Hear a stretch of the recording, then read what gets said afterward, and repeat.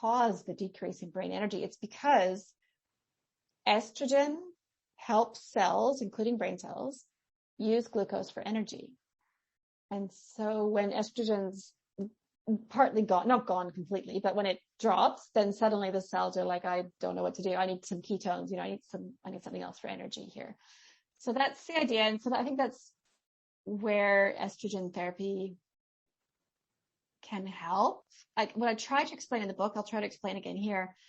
I think women who get the strongest effects from estrogen therapy in terms of symptom relief and in terms of long-term, perhaps disease risk reduction, are women with insulin resistance, because it's like they're the ones who are struggling the most in terms of that drop in brain energy. I hope that makes sense. So that's when estrogen can kind of mitigate that effect the strongest. But in a woman who doesn't have insulin resistance and is going to come out the other side, all recalibrated and with metabolic flexibility and burning ketones, and her brain energy is all good, even with lower estrogen, she's not going to see the same degree of benefit. And I think that's why the research about estrogen and long-term disease risk and long-term dementia risk and cardiovascular risk is so mixed, because I think they're trying to test it on a real mixed population. Like some women would be fine without it. Some women really need it for prevention of some of those diseases. Yeah. Yeah.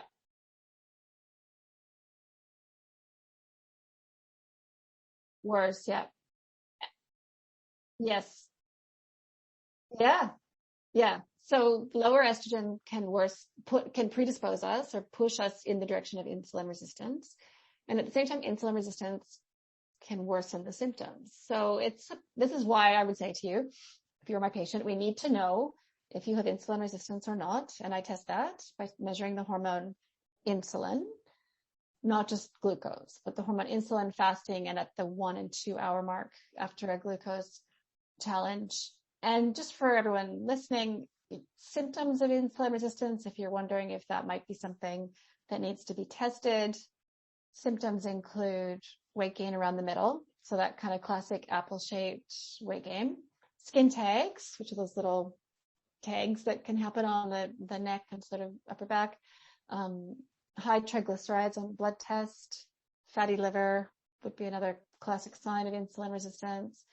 And these are all things that could be presenting, and your doctor has said, oh, you have fatty liver, you have triglycerides, but not actually connecting all the dots and saying, and this is the thing, these are all downstream from insulin resistance or prediabetes. So the other terms for insulin resistance are metabolic syndrome, prediabetes. Yeah.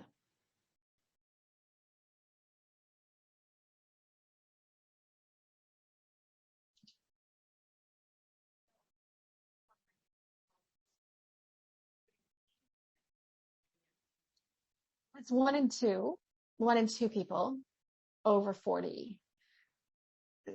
So it could be you. Like, I don't know. I mean, that's why I would test.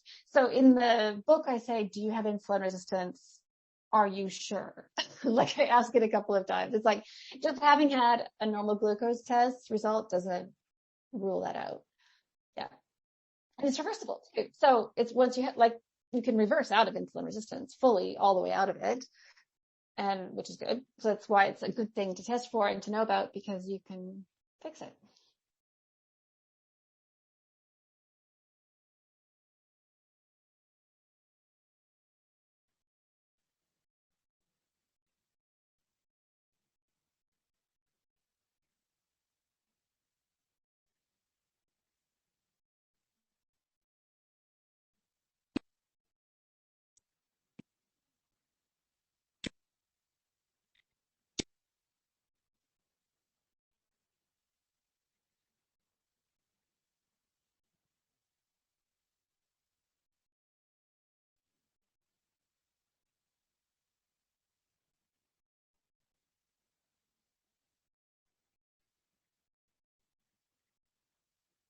Oh, wow. Yeah, I think that's too strong a messaging. Okay, so I'm trying to think how to explain this in a clear way.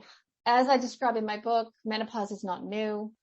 Women, we know from the archaeological records that women live to 70 or 80. We know from modern day forager groups, women live to 70 or 80 if they cannot die of an infection or childbirth or all the things that affect life expectancy average in those populations. But like the biological lifespan is 70 or 80. And in fact, in my book, you'll see I present the arguments of historian Susan Mattern, who built this whole case in her book, The Sloman Climbs, about how, I love this so freaking much, how a longer human lifespan evolved because of menopause, basically, because post-reproductive women are so beneficial to their family group. All of us, men and women, were selected for to have these genes that make us live longer. So clearly, eons before there was hormone therapy, women were living to 70 or 80. So I reject the narrative that menopause is just an accident of living too long, that we're always going to get heart disease if we don't take it. All that said, it does have some protective effects, mainly in kind of what I was trying to explain before. I think it's mainly protective in women who have other risk factors, like insulin resistance or like inflammation or like things that are arguably an evolutionary mismatch of our biology and our modern environment. So we've got all these other things going on that are predisposing people to those degenerative diseases. Estrogen can mitigate that. So someone who's got insulin resistance, who might have been going down the track to dementia and heart disease, estrogen could reduce that risk, change that trajectory, which is true. I totally believe that. Estrogen started at the right time. But that's not to say that some woman who doesn't have insulin resistance, who's fine, who's healthy, who's having a symptomless menopause, I don't think we can say she has to take estrogen to not get dementia or heart disease. Does that make sense? Like you really have to factor in the other things. So I don't know. I think we keep swinging. It's a pendulum, right? Like in the 90s, for sure. When I started practicing, it was the whole thing was estrogen prevents heart disease. It was a big thing. Then we swung out of that. Everyone was very scared to take estrogen. Now it's swung back as far, if not farther. It's totally going to swing back into the middle somewhere. I think it's lots of factors, lots of things factor into longevity and disease risk. And I don't know. I just don't know what to say. I mean, I can disclose that. I think I have disclosed this to you personally. I can disclose it here. I am using an estrogen patch currently. I'm just trying it and to see how that is. I take it with progesterone, because my last period was about 7 or 8 months ago. I'm in that phase 4 of perimenopause, waiting to graduate to menopause. I don't know how long I'm going to take. I don't know how long I'm going to take it. I'm not sure. And the research doesn't know either. Like I'm doing it just to kind of see how that is as a scientific experiment, right? Because for the brain stuff, right? Because my husband would observe I'd been inserting the wrong words into conversations, like just confidently saying the wrong word at times, which I hope I haven't been doing today. So I thought, well, can the estrogen patch, change that? I'm just interested. I mean, I don't have insulin resistance, so I guess going a little bit against what I've just been saying, but I think I'm just curious to see how it is. And no one knows, do I take it for 1 year or 5 or 10? Like that's not, that information is not, no. Yeah, I think my cognition is a little brighter, and I think my sleep is better, which is interesting because Professor Pryor, when I was writing the book, she didn't want me to say that estrogen can help sleep because which is fair enough, because estrogen is actually stimulating, whereas progesterone is sedating, tranquilizing. So progesterone totally helps sleep in women who feel well on it.